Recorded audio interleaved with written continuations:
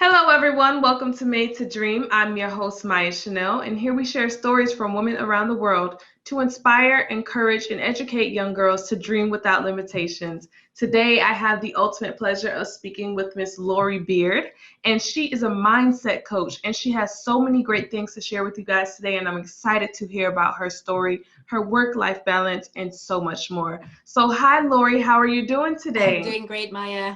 Happy to be here. That's Thanks for awesome. having me. Awesome. Thank you. Thank you. I'm always welcoming to so many successful women in this world, just creating their own space and their own success. So I want to give you the opportunity to introduce yourself to the audience, let them know a little bit more about you and what you do. Sure, thank you. I am a native from Puerto Rico, a little tiny island in the Caribbean, was born and raised there until I got married. And at some point, we moved to Texas. So I've been here for over 20 something years. When we moved to Texas from Puerto Rico, my husband and I, we already had 3 children. And then here in Texas, we had 5 more. So that makes it eight Wow. Eight. eight total. So that was my first identity. And I was so rejoiced to do that because it was my dream to be the queen of my castle and be the maid of my castle too. And be the nanny in my castle, all the roles we have as moms to raise my children, and they're beautiful, they're great.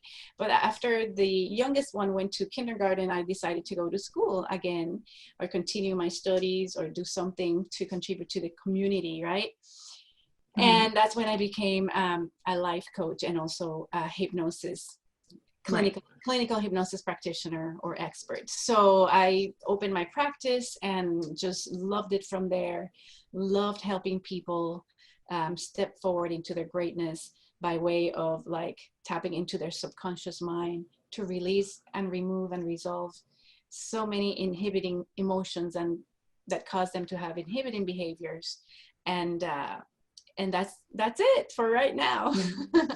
That's awesome. I know you said that you are a clinical hypnosis practitioner. So I know the audience, we have these social norms about hypnosis and a lot of them are negative. So allow the audience to know a little bit more about that. How do you use hypnosis in your daily practice? Yeah, so this is a great question, and I know you're young. You are super young, and I know that generation sometimes, or many people that go to their senior parties and things like that have like hypnosis show or something. Hmm. Have this experience of witnessing hypnosis from the entertainment context, right? Entertainment, and there's the person there that has control over people's minds and Hmm. asks someone to bark like a dog or cluck like a chicken. And that's not what I do. So that's why I pursued clinical hypnosis, because it's more than that. So what happens, Hmm. Maya, is that we every day, and I'm not sure that you, but probably yes, we go through a state of hypnosis, whether getting super involved in the screen where we're watching a movie. If it's happened Hmm. to you that you've cried because you have gotten very involved in the plot of a movie, you're basically in a trance state where Oh, you have, definitely. right? Or if you drive, I'm not sure, maybe somebody in the audience have driven to the same place so many days a week or whatever, that you get there and you're like, Hmm. I am already here, and don't remember, the stoplights and things like that. So that's because Uh-huh. your conscious mind is worried about other thing, and your subconscious mind is on turbo mode, is doing the Hmm. work, like blinking, like breathing. Right. So because as humans we go through this, and we have these aspects of our lives and our mind, we have Hmm. also ingrained, if it's negative behaviors, negative ideas of other voices of authority that probably were telling us that we're not good enough, that you're so lazy, you're so clumsy, or we're poor, we Hmm. can't afford this. So those ideas get ingrained in our subconscious mind, and like blinking and breathing, those ideas are there, embedded and suppressed, that we act accordingly because the Hmm. subconscious mind believes everything you tell it. Right. And if you say, okay, yes, I've heard this all my life, I'm too lazy, I'm too clumsy, I'm never gonna release the weight, I'm never gonna stop this addiction or whatever, then I cannot do it. But this is where I come in and help that subconscious mind reprogram to get better outcomes and to set aside or to throw away in a little trash can, you know, those bad habits, those negative ideas, negative experiences, to put back in positive information. It's basically the way I explain it. Love it, love it, love it. So I can definitely see the connection between that and being a mindset coach now. So let's walk us through your journey. We'll talk about a little bit more about your work-life balance a little bit after we get into this segment of how did you get started? What made you want to become a mindset coach? Well, so when I was enrolling in this school and finding out the amazing opportunities and options it had for associate's degrees, for the certifications and so forth, diplomas and all that, when I learned with the catalog and with the person, I did everything online. Even back then, it was an amazing program, and they had on campus, but they had an online option. I was asking all these questions, and I was thinking of my own relatives, my own experiences as when I was growing up, and my own experience as a mom with some children with addictive behaviors or tendencies. Right. I thought, hey, I can help them. I can, you know, cure them all, sort of speak. And because growing up, I saw how a lot of men in my family, nothing against men, I have six of my 8 children are boys, but Wow. the men in my family had this addictive tendencies, sex, tobacco, alcohol. And I'm like, I was always intrigued or fascinated by why these behaviors that are so destructive, and they have damaged, you know, the precious, beautiful women in my life, my grandma, my mom, my aunts. And I was always intrigued and fascinated by human behavior. And then fast forward as a mom, I was like seeing these tendencies also in my children, which is very normal nowadays with the screens and video games and things like that, social media, etc. So I don't know, I was just fascinated. Also, a person that helped me, she was like a nurse and a midwife at the same time. With the birth of my first child, she taught me about Lamaze. If some moms that are out there in the audience, or if you've heard this, the Lamaze is the breathing techniques of having a baby more comfortable, you know, more comfortably, etc. It was fascinating to me when she, you know, taught me breathing techniques and mindset techniques on you need to surrender to the pain and let it go, and then your body will surrender too. So that those things kind of like intrigued me and fascinated me about the power of the mind, behaviors, subconscious, and what you think you become, what you think you do or you are. And then when I saw that there was an opportunity for me to be a practitioner and help others heal in their journey in life, because I saw how it helped me.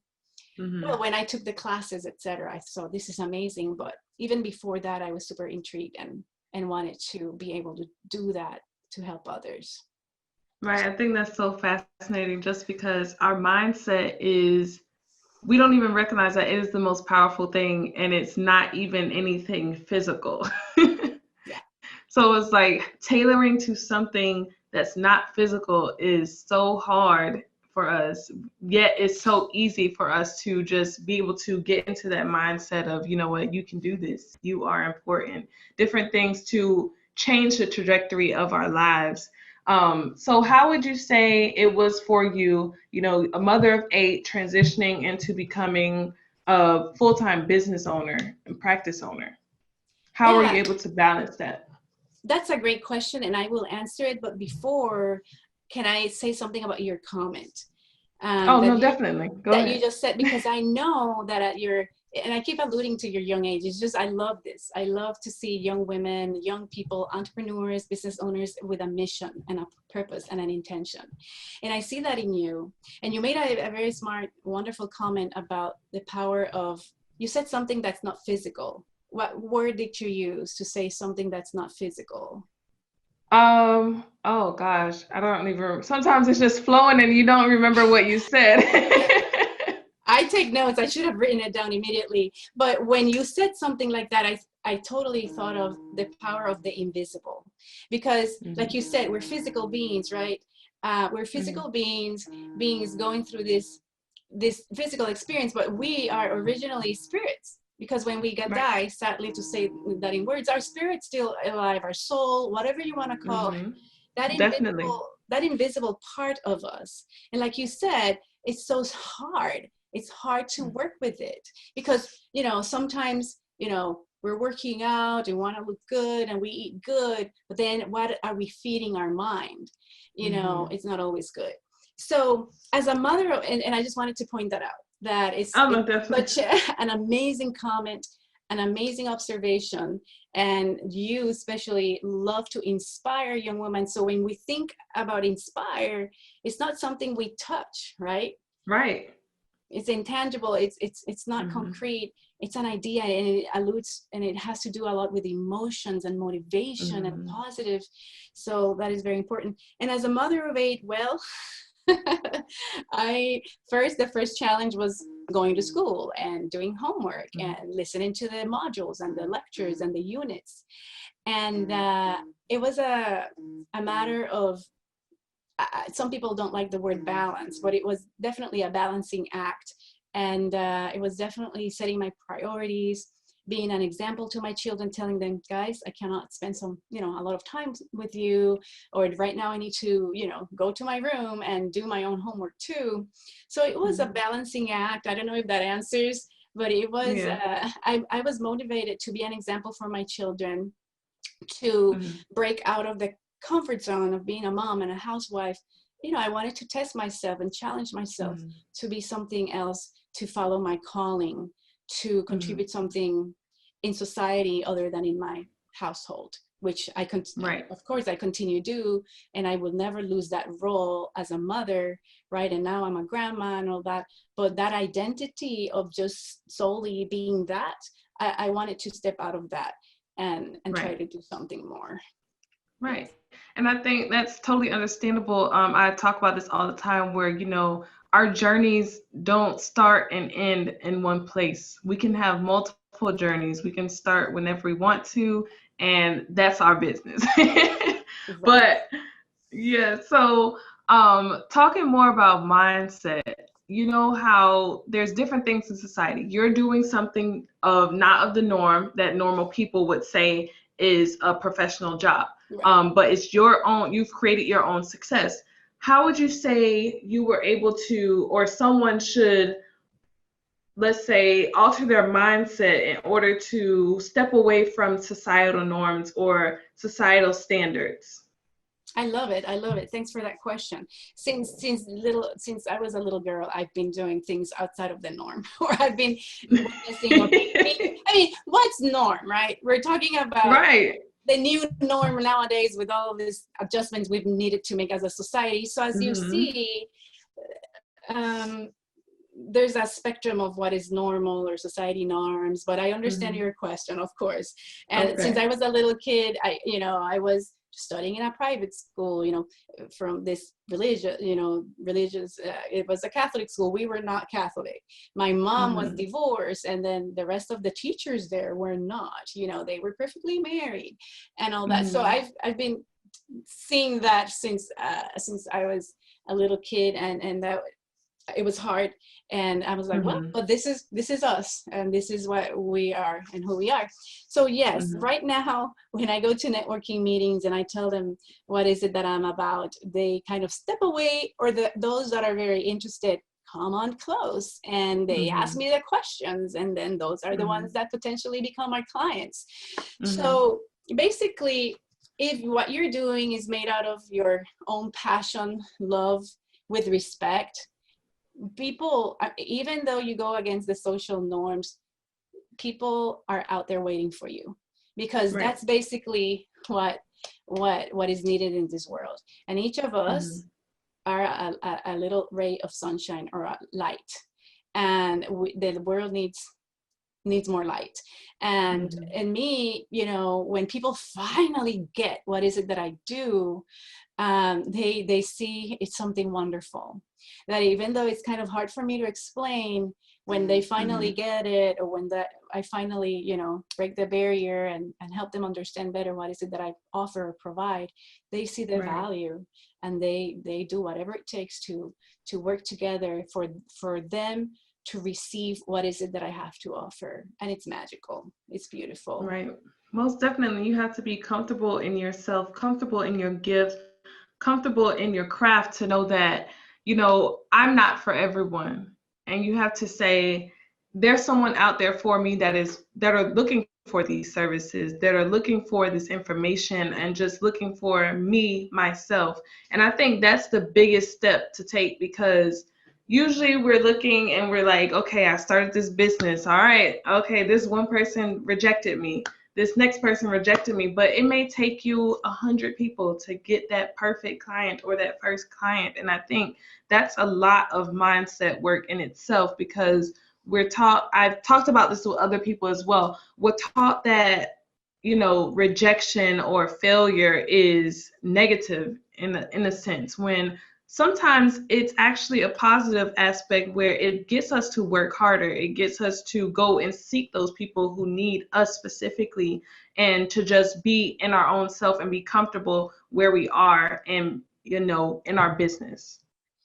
I absolutely agree, Maya. And you said some words, failing and all that. And sometimes failing or a no is going to get us closer to the yeses. Like even those gurus you see out there, they test and they throw an advertisement in this platform here to test the waters, because you never know what's going to work or who are you going to appeal to. And sometimes you didn't even think, oh, this kind of wording helped, or this kind of video helped, so and so, and never thought it was going to be possible. So testing the waters, thinking outside of the box, which is cliche, you know, people are saying that a lot, but thinking outside. And you look, as a hypnosis practitioner and mind coach, etc., I have also needed to be or morph into a speaker. I when I speak about my keynotes or my topics, right, I help people understand who is it that I am, what is it that I'm about, and people learn to like, know, and trust me. So sometimes thinking outside of that box and seeing how you can not package something, but deliver something in a different way than what you think it should be done helps the others understand better what is it that you do. Like you are reporting now, you're being my reporter. But with you being my reporter and doing this podcast and these interviews, people are getting to know you too, right? How awesome you are, your mission and your vision. So there's many, many ways, and that's super smart of you as a business owner. And so that's how you need to think. Think of ways that even though you want to accomplish goal XYZ, there's A, B, C, D, E, F, G, all the other letters of the alphabet for you to be able to get there, but in a different way. Right, most definitely. I always tell people, you know, if you come to a road on your daily route and it's blocked off from construction, are you just going to wait there until they finish the construction a month or two down the road, or are you just going to find another way around to your daily route or to your destination? So I definitely agree with you on that. I do want to ask you, other than, you know, making your business come across to people as something that they would need, or something that, you know, okay, that's awesome. What are some other obstacles that you've had to overcome? So obstacles, yeah, the paradigms, right? The ideas that are not true about hypnosis, for example. Or I'm another life coach, you know, because, you know, I'm a mind coach, right? So, but that's why with time I've evolved, and some people are like, you're not just a common life coach, you know, there's business coaches, you know, so differentiating. So crafting that message has been kind of a challenge. It took me to deal with a wonderful, beautiful branding expert to help refine and craft. And Lori, but what is it that you do? What is the outcome that people get after working for you with you? And you know, it's been an obstacle there, but it's like an obstacle I want to continue tackling. Yeah, personal life with 8 children, you know, going to school. I was planning long distance, my daughter's wedding. Right. Oh my goodness. You know, or a grandbaby was born in the midst of something, or a child got in trouble when I was gonna have my headshots taken for the cover of my book you see back there, you know. So different things, personal life, other people's perceptions, crafting my message. Those are common, typical obstacles that I have had, that I know other business owners have had. But if your heart, I'll tell you something, Maya. I was teaching Spanish as something on the side, and it was like tutoring. That is extremely easy for me to do, extremely natural for me to do, and extremely lucrative. I was making decent money. And one day I was scratching my head because I opened my practice. I was paying for my brick and mortar office space, etc., and struggling with getting clients. And I was like, why am I doing this or that, right? Well, this Spanish is so easy and so lucrative. And then I dug deep, and I realized my heart is not here. My heart is here, to the point that I would do this for free, you know, and wouldn't care. And that is what boiled down to me seeing it doesn't matter the obstacles. Doesn't matter how hard or how slow, but slow and steady wins the race. You know, that's what keeps me going. And that's where my heart and passion and intentions are. So I love it. Those obstacles are just stepping stones. Yeah, and I love how you brought the personal aspect into it, because, you know, I ask this question a lot and I don't necessarily always get the personal aspect about different obstacles that have occurred in your life, because we do have personal things that come up, you know. It's not always, you know, I didn't get this opportunity, or this thing went a little wrong, this thing fell through. Sometimes it's literally just something personal happened where, you know, you had to say, okay, I have to put this down for now. So I do love that you brought that aspect into the conversation. If you had to say one thing that you wish you knew when you were younger, what would you tell yourself? Know your value. I would tell Lori, know your value. And up to this day, people are like, you have no idea. They tell me, you have no idea. They say, you don't think you are as awesome as you really are. And I'm like, no, I'm like anybody else, you know, whatever. And the more I have learned my value, the more I've been able to allow for that value to shine, not because of pride or whatever. On the contrary, it's been taking me so long because I just think I'm like anybody else. And I think we all are supposed to know our value. If we know our value, and if at 8, 9, 10, 16, somebody from the outside would have told me, and maybe they did, and it just didn't sink in, right? Understand your worth and your value, the value you offer to others, your presence, your smile, your wisdom, whatever it is, your interactions. If you knew how much and how significant it is and what difference it makes, you know, you would allow for that to come out even more, instead of, you know, being shy, or instead of repressing or hiding or being in your comfort zone, because you don't know if when you come out, you know, you're going to create an impact and influence others. So that would have made a big difference for me.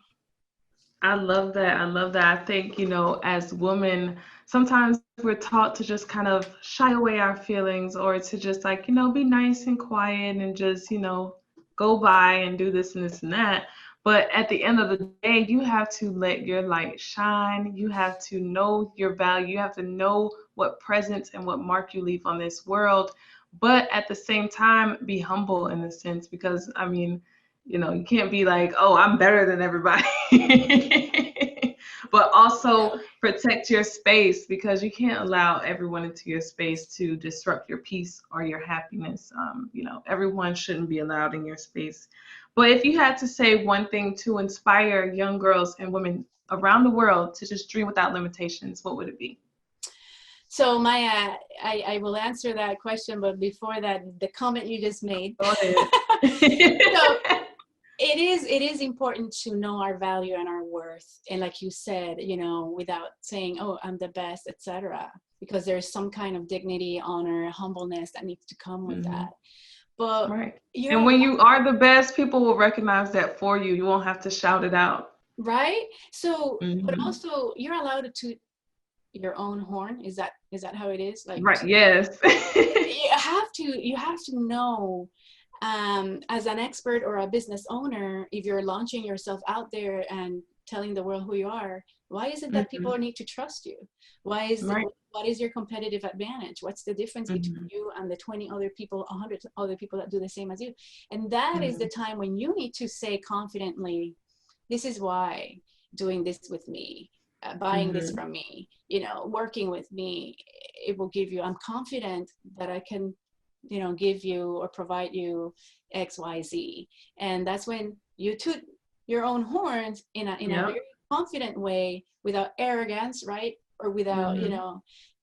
being not confident. So the question was, sorry, so that was my comment about that. But, and then your Right. question is how to inspire.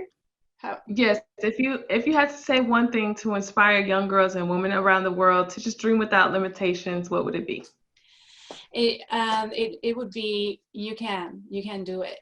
Remember, we don't have things, this lip gloss, this phone, we don't have it unless it was somebody else's idea and it was there in their mind. And what you Hmm. think, or if you think of something, you can hold it in your hands. What you think, you become. So if you have great ideas, understand that the more you are passionate about those ideas, if you understand their divine callings, that only through you, they can come to pass for the better of this world, you can make them happen. And the more Hmm. creative and open you are for these ideas to permeate in your mind, and the more you act on them to execute those ideas that you were Hmm. inspired to receive, the more resources that will come up. The more Right. resources will come up, and you're going to see, wow, this is going to be come to pass. This is going to be able to solidify or to become a thing, because Hmm. I believed in it, and I am going to be resourceful. I'm going to find those resources. I'm going to ask questions, and I'm going to make it happen regardless. And you can do it. Know your worth, know your intention and your passion and your mission and your vision. And whatever you're going to be inspired by that, and it's going to happen for you. You can do it. I don't know I if that love was it. loaded. Oh no, it's perfect. Listen, every word has value, and I'm glad you said every last bit of it. So I really do appreciate that. I do want to give you the opportunity before we close to allow the audience, if they want to contact you for services or if they want to just follow your journey, how can they do that? They can follow me on Facebook, Lori Beard, also LinkedIn, and I'm sure I can give you those links. So Maya, so you can share forward, but you know where to find me now. So All I'm right. really at some clicks away, and I'll be happy to answer any questions or to help you in whatever way. And thank you for having me, Maya. This has been so wonderful, enlightening. Thank you. Thank you. And we'll have those links down in the description and podcast notes, as always, so that you can keep up with Lori and her work. And if you need some services, you can contact her as well. But we thank everyone once again. We thank Lori for coming and sharing her story here today. And we thank the listeners for tuning in. Once again, this is Made to Dream. I'm your host, Maya Chanel, and we'll see you next time.